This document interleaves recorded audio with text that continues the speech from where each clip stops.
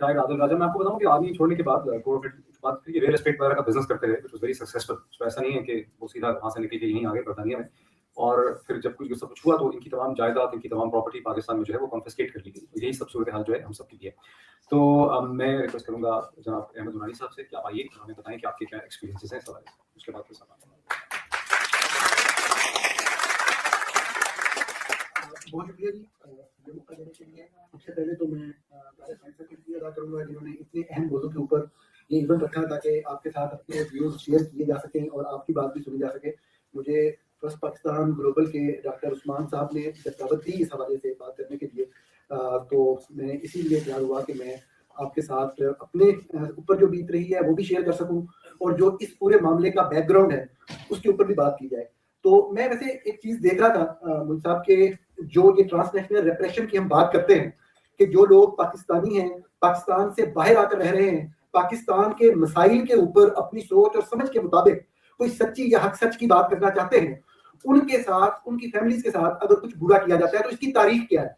क्योंकि एक चीज मैं जानता था, पहले से जानता था, जिसके ऊपर मैंने अब दोबारा रिसर्च की कि ये वाला मामला शुरू से चलता चला आ रहा है। अयूब खान के दौर में भी एक जो बड़ा मसला था अयूब खान को, वो यही था कि कुछ ऐसे लोग हैं जो पाकिस्तान से बाहर जाके बैठ गए हैं। उस वक्त ज्यादातर लोग लंदन वगैरह में जाके बैठते थे वैसे, या अमेरिका भी आते थे, और वो वहां से बैठ के जो है वो पाकिस्तान की हुकूमत के ऊपर तनकीद करते हैं। और इस बात को वो बार बार हाईलाइट करता था। यही कि कोई ऐसी मिसालें नहीं मिलती, लेकिन उस वक्त की एडमिनिस्ट्रेशन का ये मसला था।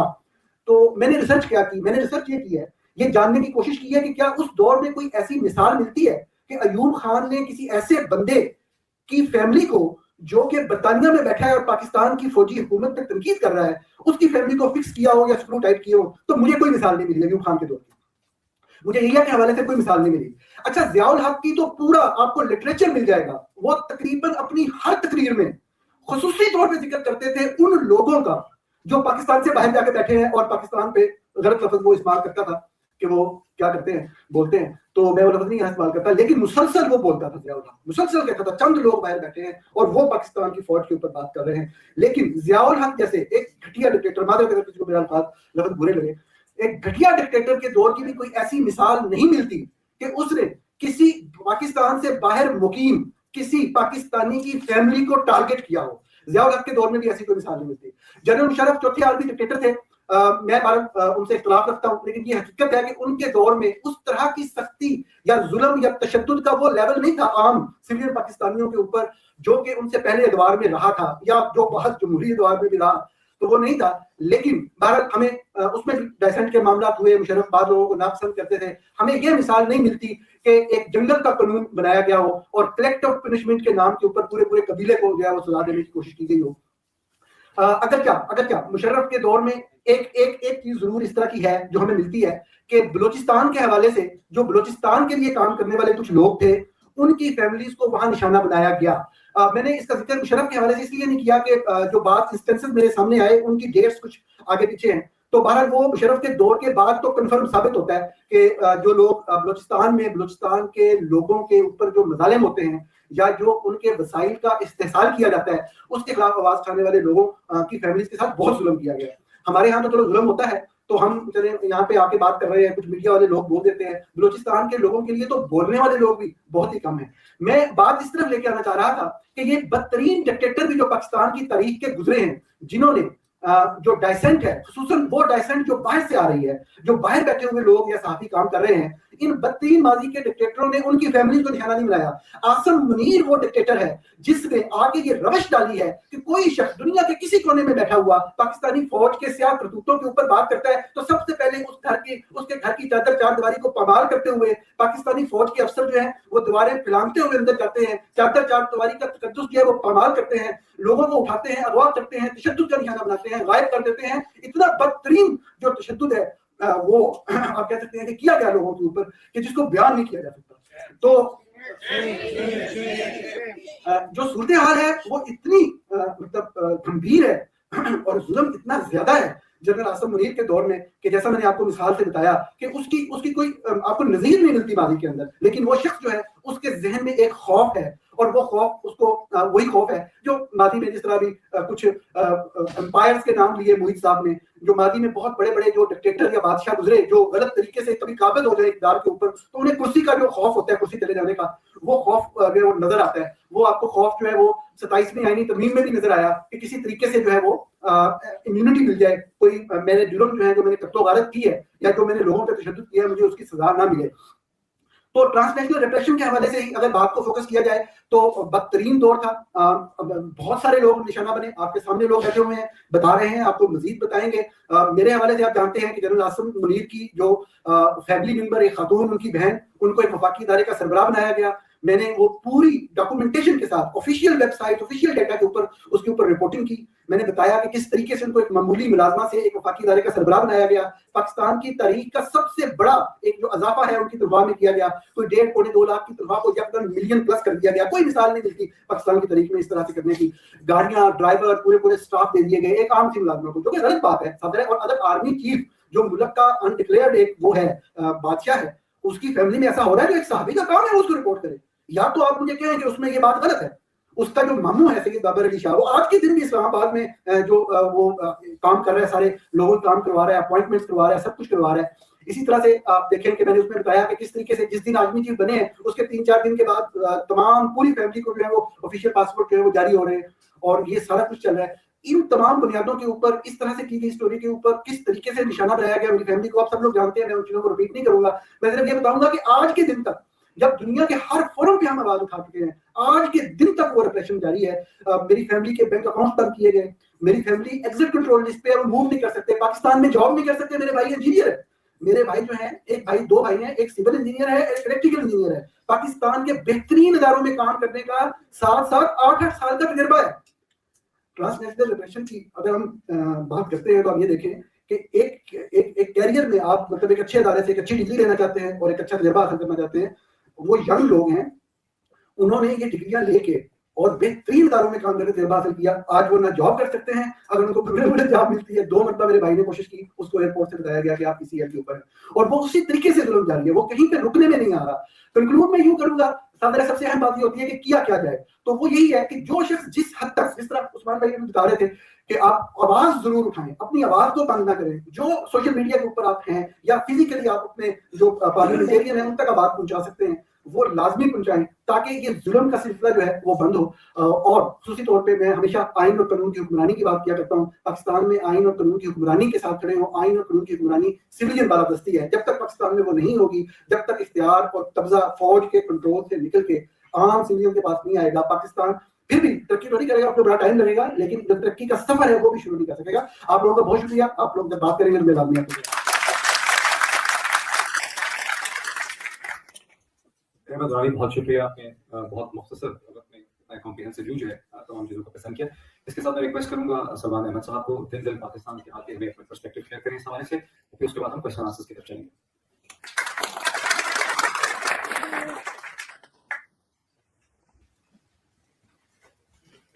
السلام علیکم, کیسے ہیں آپ لوگ سب؟ سب سے پہلے تو بہت اچھے دوست میرے طارق خان, جو ہمیشہ جب سے میں ان کو جانتا ہوں لوگوں کو اکٹھا کرنے میں مصروف رہتے ہیں. اور فرسٹ پاکستان گلوبل کے ڈاکٹر عثمان, آپ کا بھی بہت شکریہ. آج کیونکہ ٹاپک ہمیں بتایا گیا تھا کہ 8 فروری جو الیکشن ہوا تھا پاکستان میں, لیکن جو میں نے گفتگو سنی ہمارے دوستوں کی کل اکبر, ڈاکٹر موعید, نورانی بھائی, میں تھوڑا سا ڈائگریس کرنا چاہتا ہوں اور آپ لوگوں کو ایک اوور ویو دینا چاہتا ہوں اگر اجازت ہو آپ کی. پہلے تو یہ بتائیں کہ آپ میں سے کتنے جو امریکہ میں پیدا ہوئے تھے, ہاتھ اوپر کریں گے؟ کوئی بھی نہیں, ایک ہاتھ اوپر کر دیں. سو 1 2 ماشاء اللہ ماشاء اللہ. تو میں وہ میرے والدین سن 61 میں آئے امریکہ, اور میرے والدین جو تھے, جس طرح وہ کہتے ہیں نا, you can take Pakistan, you can't take Pakistan out of the heart. کہ ہم بچپن سے ہمیں انگریزی نہیں گھر میں بولنے دیتے تھے. چھوٹے میں میری بہن تھے تو وہ کہتے نہیں اردو بول رہے ہیں, اور ہر پاکستان کا ڈرامہ, ہر ترانہ, علامہ اقبال, قائد اعظم, یہ ہمارے بچپن میں ماں باپ نے ہیمر کیا ہوتا اندر کہ جو تمہاری زندگی امریکن زندگی تو گزر رہی ہے لیکن پاکستان کو نہیں کھول سکتے. تو ایک جو مجھے یاد ہے میرے والد بتاتے تھے کہ علامہ اقبال نے کہا دل سے جو بات نکلتی ہے اثر رکھتی ہے پر نہیں طاقت پرواز میں رکھتی ہے. اب مجھے یہ حفظ تو ہو گیا تھا لیکن مجھے سمجھ نہیں تھی اس کا مطلب کیا ہے. چھوٹا تھا میں, ٹین ایجر تھا, اور شوق مجھے موسیقی کا تھا, فلم کا تھا, فنون لطیفہ کا تھا. تو میرے جو پپا تھے وہ پرنسپل تھے کنگ ایڈورڈ میڈیکل کالج کے, اور دوسرے پپا سرجری کے وہ پروفیسر تھے بہت بڑے. جب وہ ہمیں وزٹ کرنے آئے, 15 سال میری عمر تھی اس وقت, امریکہ آئے, تو انہوں نے پوچھا بیٹا تم کب ڈاکٹری کب کر رہے ہو؟ تو مجھے تو شوق موسیقی کا تھا. میں نے کہا انکل میں تو یہ میں گٹار پلے کرنا چاہتا ہوں. تو انہوں نے جا کے دونوں نے میرے والدین کو کہا کہ اگر یہ امریکہ میں رہ گیا یہ کبھی ڈاکٹر نہیں بنے گا, اس کو ابھی بھیجو. تو میں نے اس کو لیکن جنون ہے اس کو موسیقی کا. انہوں نے کہا پاکستان میں کوئی راک میوزک نہیں ہے, اس کو بھیج دو, وہاں یہ ڈاکٹر بنے گا, عزت دار ہوگا. اور انہوں نے ایک لفظ استعمال کیا جو کافی لوگ استعمال کرتے ہیں فنون لطیفہ کے لیے, پٹ ڈاؤن کرنے کے لیے, یعنی تو اگر یہاں رہ گیا امریکہ میں تو یہ بن جائے گا یہ. اب میں آپ کو لنک کیا بتانا چاہ رہا ہوں جو ڈاکٹر موہت کی بیٹی مایا نے بھی مجھ سے پوچھا, کیونکہ وہ تو ابھی یہ جنریشن ہے وہ جنہوں نے آپ جس طرح یہاں بڑے ہوئے, اور آپ کہ علامہ اقبال نے بالکل صحیح بات کی کہ جو چیز دل سے نکلتی ہے اس میں اثر بہت ہوتا ہے, طاقت پرواز ہوتی ہے. میں جب لینڈ کیا پاکستان میں امریت تھی جنرل ضیاء کی, اوپریسو. سوچیں کہ امریکہ میں کوئی بڑا ہوا ہو اور اس کو اسلامائزیشن کی پاکستان میں بھیج دیا ہو, دماغ پاگل ہو رہا تھا, اور اوپر اسٹڈیز میڈیکل کالج کی. تو میرے دوست جنید جمشید, 2 اور دوست رحیل اور شہزاد اور شعیب منصور صاحب, ہم نے سوچا کہ ہم کیا کر سکتے ہیں جو واقعی میں ہماری نظر میں انقلابی ہوگا. مطلب ہمیں بندوقیں تو نہیں اٹھانے کا وہ ایکسپیرینس, کوئی قتل عام بھی نہیں, کوئی دہشت گردی بھی نہیں, لیکن ہم میوزک بنا سکتے ہیں. تو میں آپ کو اس کو السٹریٹ کرتا ہوں ابھی کہ ہم جب بیٹھے تو کیا نکلا اس میں سے. ایسی زمین اور آسماں ان کے سوا جانا کہاں, بڑھتی رہے یہ روشنی, چلتا رہے یہ کارواں,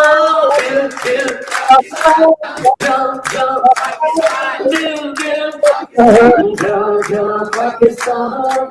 تو علامہ اقبال نے بالکل صحیح کہا, جو بھی دل سے نکلتا ہے فرق نہیں پڑتا کہ کتنے سال گزر جائیں, لیکن آج نیو جرسی میں بھی آپ لوگوں کے دل میں یہ ترانہ بیٹھا ہوا.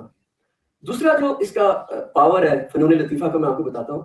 جس سال ہم نے دل دل پاکستان ریکارڈ کر کے اس کو ریلیز کیا, ایک ہی PTV چینل تھا, اس کے ساتھ ہی جنرل ضیاء الحق کا جہاز کریش ہو گیا 17 اگست 1988, اور آمریت بھی پاکستان میں ختم ہوا. میں یہ نہیں کہہ رہا کہ ہمارے ترانے کی وجہ سے وہ ہوا,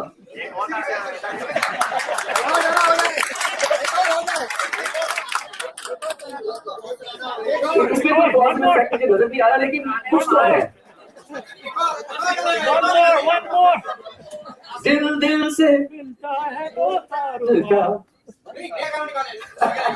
اچھا نہیں, میں آپ کو دیکھیں میں سنجیدہ طور پہ آیا تھا کیونکہ سردی بہت زیادہ ہے. میں نے کہا تھوڑا لوگوں کو کہ ہمارے دوست اب سنیں آگے. دیکھیں ایک تو میں نے آپ کو یہ کہا کہ مجھے جنرل ضیاء کی آمریت کے دوران نظر آیا کہ جو پروٹیسٹ ہے, جو پرامن احتجاج ہے, یہ فرق روپ لیتا ہے, شکل لیتا ہے, ہمیں یہ سمجھ آئی.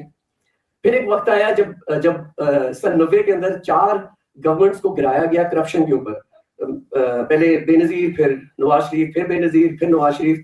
تو میں نے دیکھا کہ یہ جو ہمارا سسٹم ہے, کیا وجہ ہے کہ وہی لوگ اوپر آتے ہیں جو کھل کے بس کھانا چاہتے ہیں, کوئی ان کا اور انٹرسٹ نہیں ہے. تو میں نے احتساب کی کیمپین کی کالجوں میں جا کے, اور ایک ویڈیو بھی بنایا جس کو شعیب منصور صاحب نے اس کا بڑا تنزیہ قسم کا سیٹیریکل شکل دی, احتساب بولو احتساب.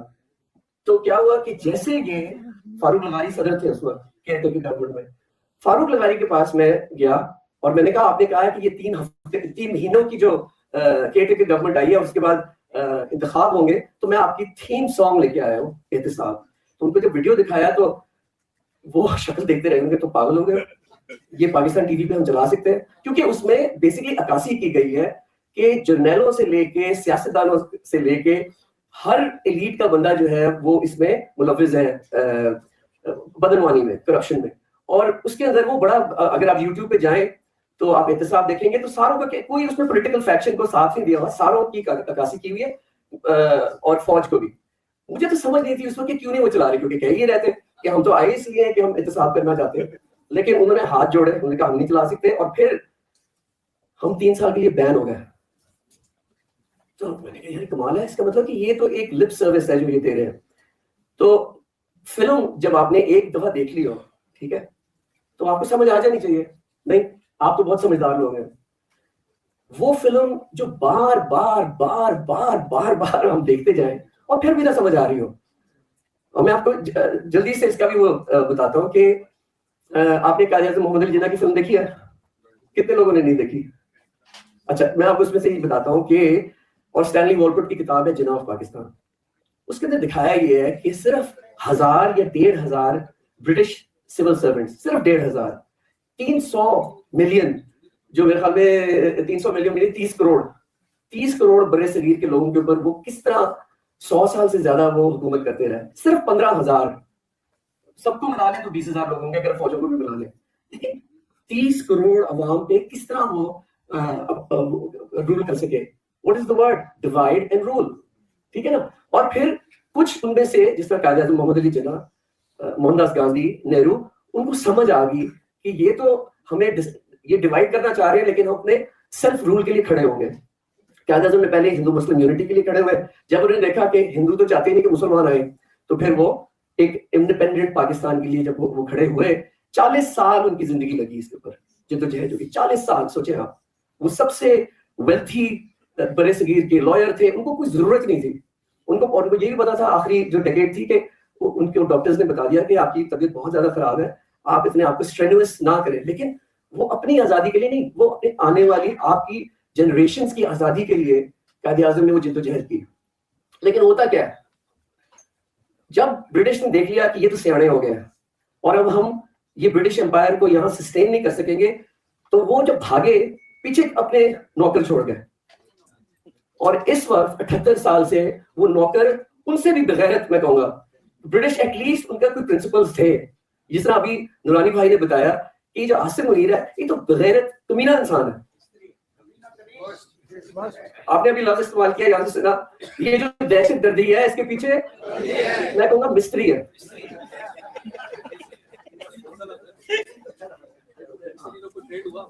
تو یہ میں آپ کو یہ کہہ رہا ہوں کہ اس وقت ہم جا پہنچ گئے, کیونکہ اب میں اس کو نیرو ڈاؤن یہ کرنا چاہتا ہوں. اس فلم کو, ڈیوائڈ اینڈ رول کی فلم کو, بار بار 78 سال میں آپ نے دیکھا ایسٹ پاکستان چلا گیا, لیاقت علی خان سے لے کے بے نظیر بھٹو تک, جب بھی کوئی سویلین لیڈر آتا تھا اس کو بوٹ کے ساتھ کراش کر دیا جاتا تھا. اور اب کیونکہ پچھلے 40-45 سال سے ہم نے دیکھا کہ ایک پاکستان کا ایسا ہیرو ہے جس نے جہاں بھی وہ گئے, عمران خان کی بات کر رہا ہوں, کہ انہوں نے 1992 ورلڈ کپ بھی جتایا, انہوں نے کینسر ہاسپٹل بھی بنا دیے, انہوں نے کالج بھی, مطلب کہ میری جنریشن تو وہ ہے جس کا سیاست کے ساتھ کوئی تعلق نہیں تھا, لیکن عمران خان کو ہم سمجھتے تھے کہ ہمارے ساتھ فخر سے بلند ہو جاتا تھا کہ جب بھی عمران خان کا نام لیا جاتا تھا دنیا کے کسی بھی حصے میں.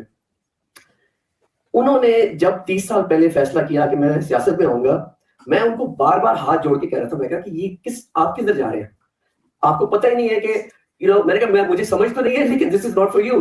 نہیں میں آؤں گا. اور وہ 30 سال پاکستان کے لیے قربانی دیتے رہے. جب 4 سال پہلے جب ان کی گورنمنٹ ٹاپل ہوئی تو اس وقت ان کو اندازہ نہیں تھا کہ جتنی انہوں نے قربانیاں دی ہیں پاکستان کے لیے, وہ شعور تو آ گیا لوگوں میں, لیکن شعور کے ساتھ ساتھ ایک اور لفظ ہے کریج نہیں ہے.